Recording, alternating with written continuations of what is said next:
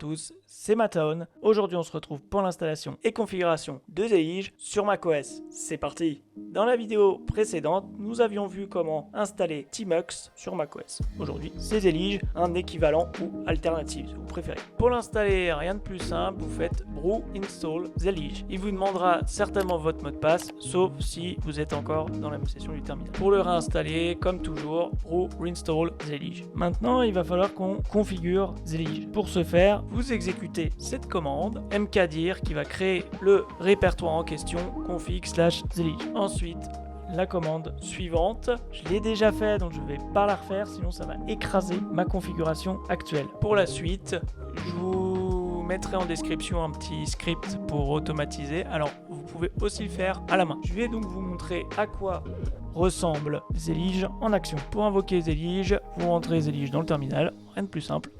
Lors de la première ouverture ou d'une ouverture de session, il va vous mettre à chaque fois un message différent. Pour l'ignorer, vous faites échappe. Qu'est-ce que on peut voir ici? Vous avez une fenêtre qui est très ressemblante à Tmux. Ça, c'est votre session en fait actuelle. Vous êtes en bas, vous avez le rappel des commandes avec contrôle. En fait, il vous rappelle toujours ce que vous devez faire. Donc, c'est très pratique. Sachez qu'également, vous pouvez customiser les raccourcis en question. C'est comme Tmux, c'est très large, voire même c'est plus poussé que je dirais que Tmux. C'est tout pour aujourd'hui. Merci d'avoir regardé cette vidéo et suivi ce tutoriel. C'était Maton. Ciao.